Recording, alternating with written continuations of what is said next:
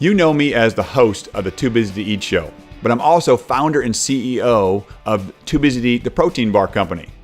I make what I feel is the healthiest and best tasting protein bar on the market.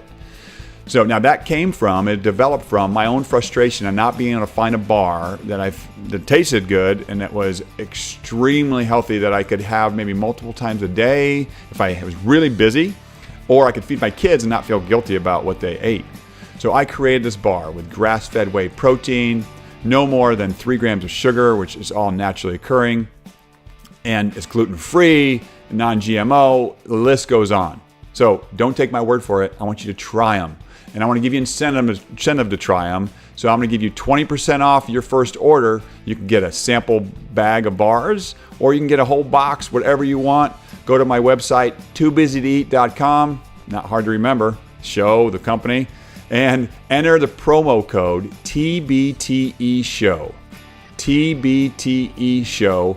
Actually, it's a discount box when you check out, and you'll get 20% off your first order, no matter how small or large. So go to the website now, try them out, and then let me know what you think. Welcome to the Too Busy to Eat show. You are in for a treat today. We have Dr. Samantha Brody on the show today. She goes by Dr. Samantha, but she is a doctor of naturopathic medicine, and she also is the founder of the Evergreen Natural Health Center in Portland, Oregon.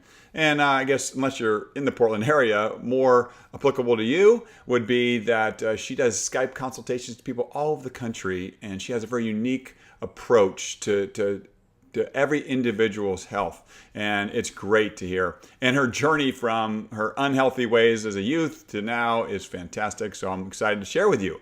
So let's get on with the show. So welcome, Dr. Samantha. I am so happy you're on the show. I'm so glad to talk to you, and thank you so much for giving your time and coming here. My pleasure. I'm excited to be here. And as we mentioned where we are just talking before, is your story. I love your story. Love reading about how your journey from really unhealth to health and that process you went through, because like I said, gives me a little more hope for my son, who likes to have all the things that I don't want to eat. So why don't you give us a little bit of your story, your journey to health? As a kid, I didn't have much exposure to healthy food. I was a super picky eater. And when I was about 8, my mom decided she just didn't want to mess around with that anymore. She was actually kind of a foodie ahead of her time, and she would cook really good food, which I was completely uninterested in and did a lot of complaining about. So at about age 8, my mom said, all right, I'm done. And I would basically prepare my own food, but my version of that was eating the foods that I liked. So I would go to the supermarket and I would pick out the foods I wanted to eat, which came out of a can or a box most of the time. And my dad was a new product development manager at Kraft General Foods, which was General Foods at the time. So our house was also full of very interesting boxed things. I remember we would have all different kinds of test flavors of Jell-O pudding in the cupboard in white boxes, and you wouldn't exactly know what you were getting until you made it, and it always turned out very strange because most of them never made it to market. But, being in charge of my own food, I was eating foods that really had very little nutritional value. I would eat, peanut butter and fluff sandwiches. For those of you from the East Coast, that's marshmallow spread and peanut butter on white bread, and frozen pizza and hot dogs and Carnation instant breakfast. And I had no one pushing me to make healthy choices. And it really wasn't until high school, the end of high school, beginning of college, that I ate a vegetable. Oh my gosh. Started to learn, literally. Maybe snap peas, iceberg lettuce, but that was pretty much it. Wow. And from that point to now, there's obviously a drastic change. And through those years, you had, you made the big transition into being a vegan, and you had that experience. Yes. So when I first learned about healthy eating, it was kind of part of the culture of the college where I went, and my sister was a very healthy eater, and being vegetarian was kind of the thing to do at that time. And I became vegetarian and then vegan. And although it was, I think ideologically it was a really good choice for me. Even at this time, I think I would prefer to not eat animals if that were an option for me for my health. I believe in the food chain. I don't believe in torturing animals. And, luckily I have a lot of access to meat products and meats that are ethically raised here in Portland. Yeah, right. But when I was younger, we didn't have that when I was in college and the few years after that. And I was vegetarian and then vegan, and I was not in the best health at that time, although certainly better health than I was when I was growing up. I was tired all the time. I was quite overweight. And it just was not a good approach for me, for my health. My first husband actually we opened a vegan restaurant together. I would cook there every Sunday morning. I'd get up at 4 and while I was in medical school, and I would cook breakfast for the 6 people that actually showed up. And that's part of the story. You did this experiment while you're in medical school, opening a restaurant. And that's I've always done a lot of things at once. That's how I'm wired. I recently was talking to a friend of mine from college, and I said, it turns out I'm somewhat of a workaholic. He said, you've always been that way, but it's not always about work. It's always about being busy, because not busy, overwhelmed busy, but busy doing a lot of different things, because I love that. I have a lot of different aspects, a lot of interest, a lot of aspects of my personality. I'm kind of a born entrepreneur, so I have interest in a lot of different kinds of concepts and ideas, and I like to try things. And so, I think that was part of that rather than anything else. That's an entrepreneur by nature is going to try a lot of crazy things, and some of them work, some of them don't. Right. Well, as you're going through,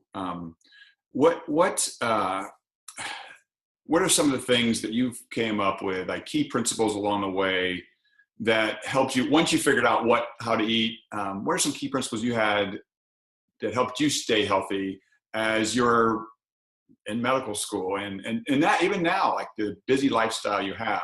In medical school, looking back, I thought my schedule was so full, and because we had, 30 hours of class a week and then clinic, and compared to what I'm doing now, that's really nothing.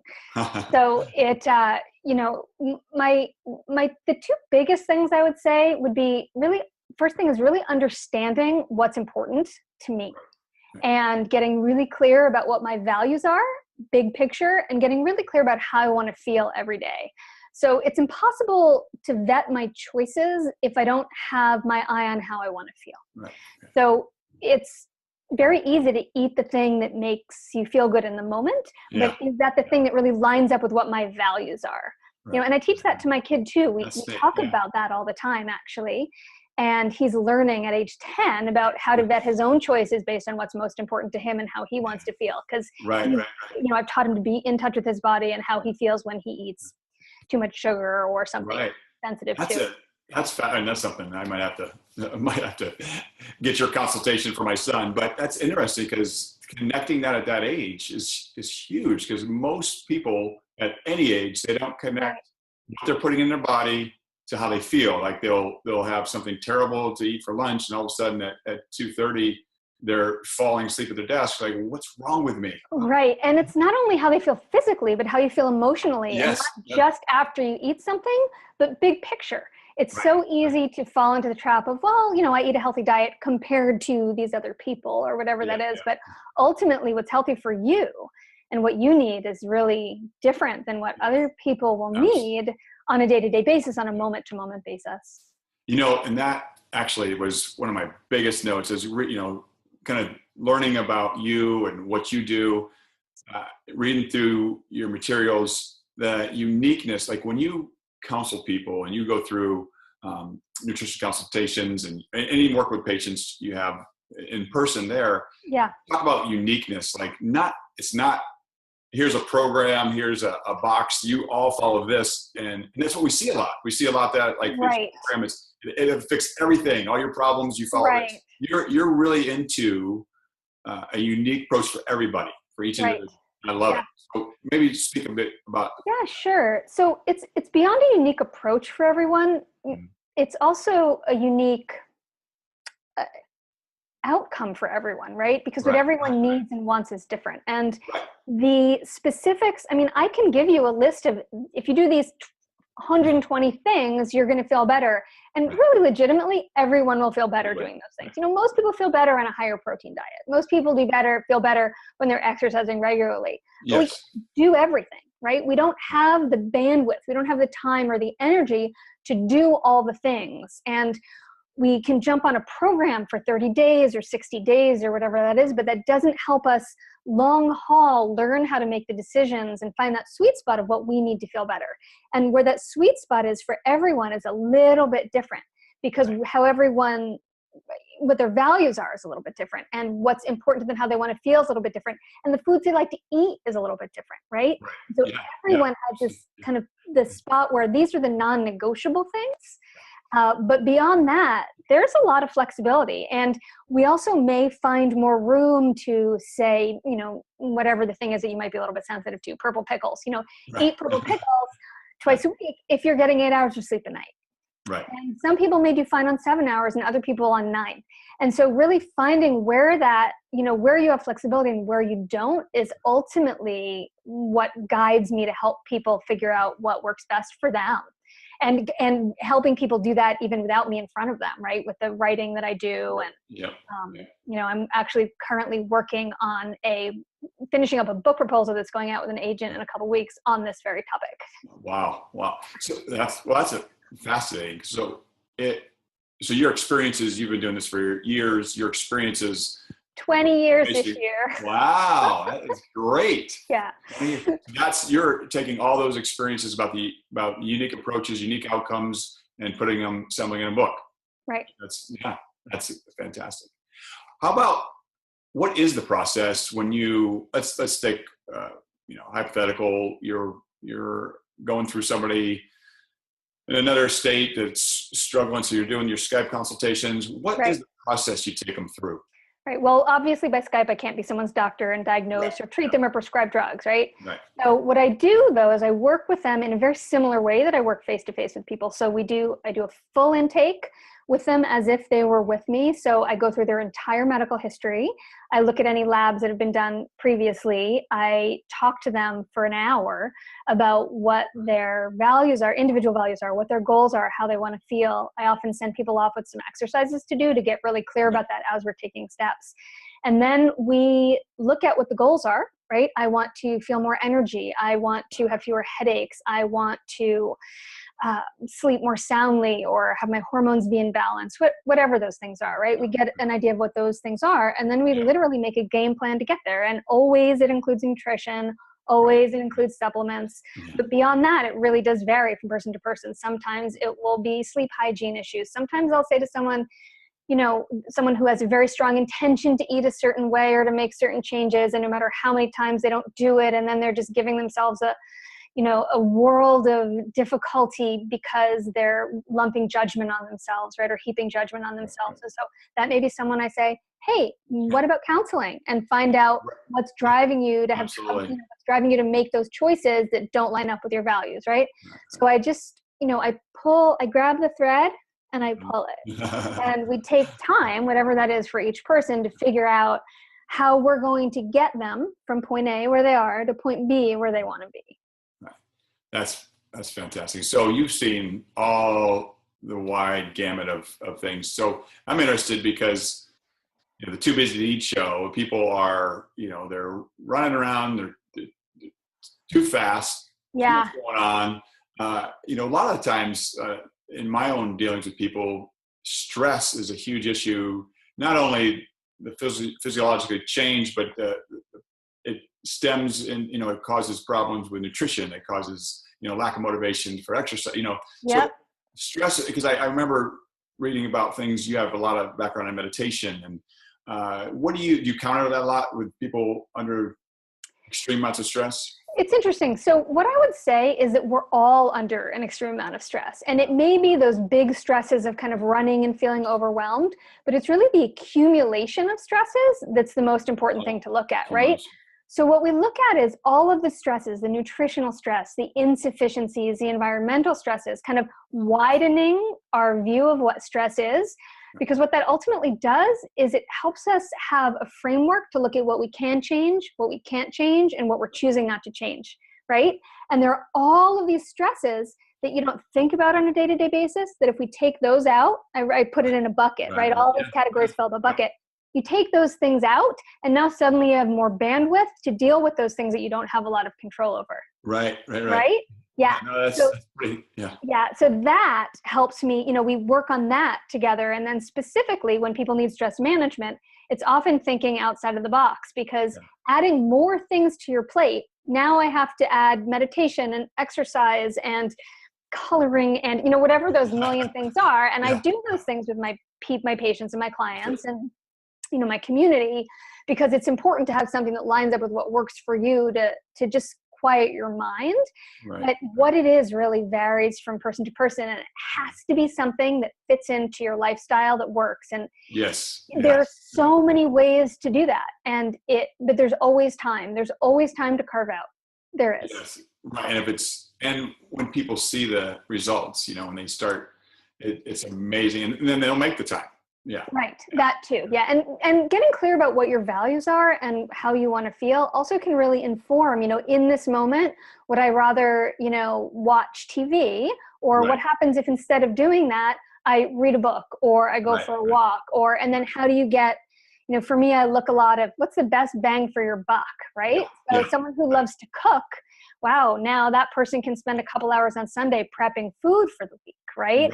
Or someone who likes to, listen to books on, I would say books on tape, but those don't exist anymore. Books and for Audible, you can go for a walk and listen at the same time. And then what if you do that and you make sure you're getting out to nature at the same time? So how do you stack things? Because people who tend to be stressed and busy, some percentage of those people, it's pathological, right? You're driven to do so much because you're uncomfortable with the emotions that come out in stillness.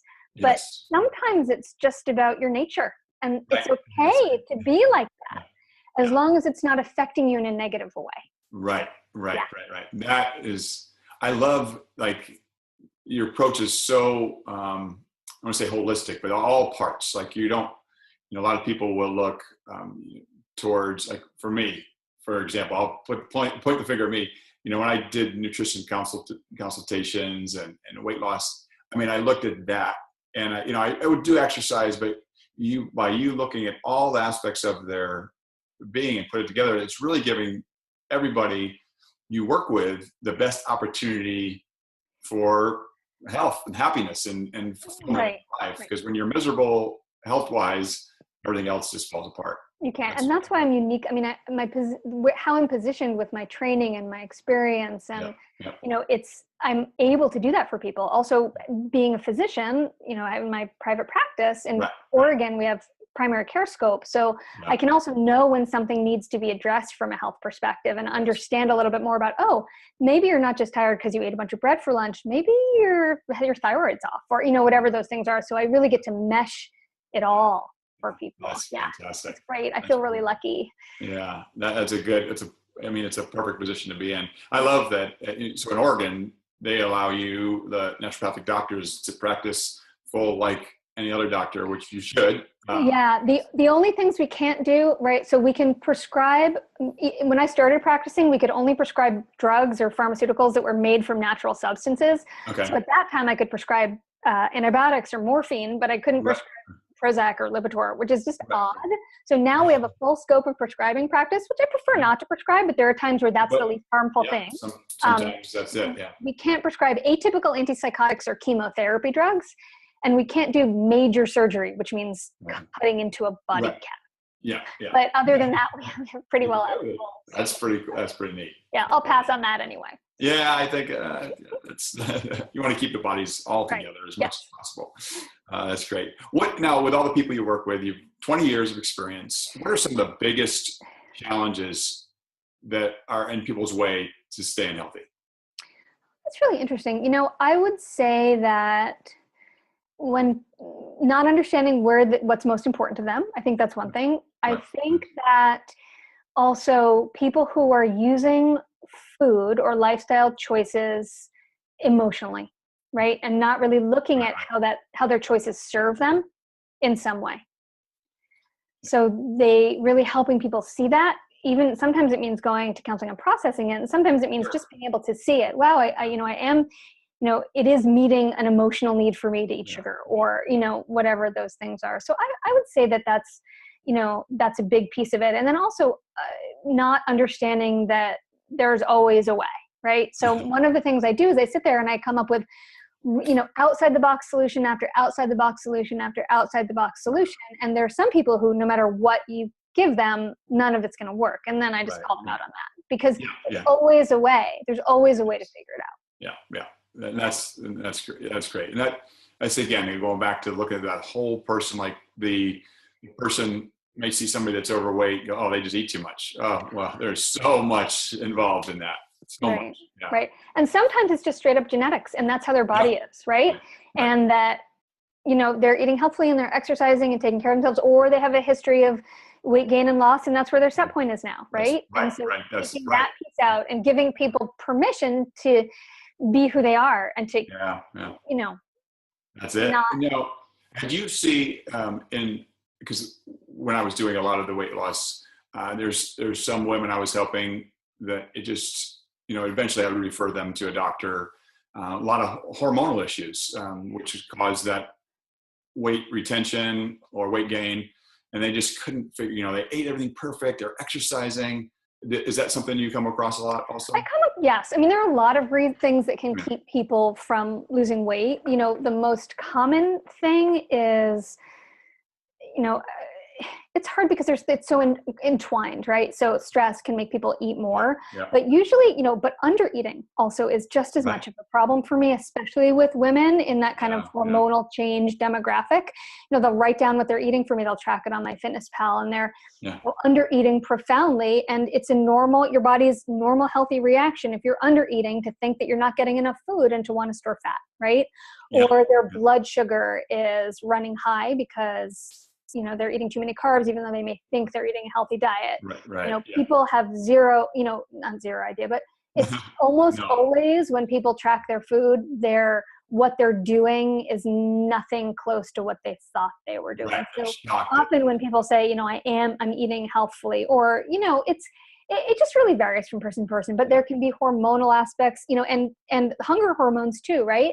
Or trauma history, or, there are many, many different things which can cause that. And honestly, with that demographic, what I really do is work with people to kind of pin down what is going to be the best approach for them with food, but also to really, as I was speaking about before, kind of really look at, well, how does it, sometimes it just serves people to be overweight, and sometimes they're perfectly healthy. And it's just they need, the big problem is that they're giving themselves a really hard time every day. And they're not living their lives because they're judging themselves, or, so that. And there's obstacles that are in their way that are insurmountable at their stage of life or where they are, and they beat themselves up every single day. It's rough. It's heartbreaking to me. That is heartbreaking to me. That is the hardest part of my practice, I think, is, and it's not just women, it's people in general. Giving themselves a hard time and judging themselves, and watching the way that people speak to themselves in their own heads, right? So that is, and a huge piece of what I do is really helping people figure out, all right, well, how do you, it's okay to want to be thinner. It's okay to want to be more fit and healthier, but not if it means every day dragging yourself through hell. Because you're not where you should be, right? That's not a reasonable trade-off. Or not to the stereotype of what society views as healthy, or the way you should look. Now you have, as you've already mentioned, you have a lot going on. You're, you're on the go. You're doing a lot. Is there something coming up? You mentioned the book. Something that's coming up that you're really excited about? Oh, it's trying to get to where I am with that. I have an agent that I'm working with in New York, and I'm finishing up the book proposal. I was actually supposed to go out with that in June, and my dad passed away, so things got postponed a little bit. Thanks. So we're about to move forward with that in the next couple of weeks, and then I'm hoping to do around the book. The working title is The Stress Less Strategy. Funny. That you were asking about that. It's really about that concept of the cumulative stress, and then how we come up with a unique plan, like how you can come up with your own unique plan to address it. Oh, that's great. Address your health from that perspective, I should say. So doing more interviews and speaking and podcasts and writing about that. I'm really excited about digging in with that a little bit more. And I mean, that's where things are heading right now, and it's fun. Yeah.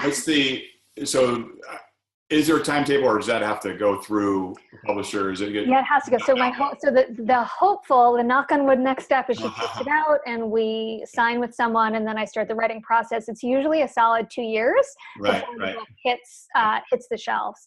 But in the interim, I'll be doing some online courses and again, lecturing and workshops and things like that. And building up and teaching, training, and educating people on the way. And which is really the whole point, right? That's what the book is about. To be able to reach more people.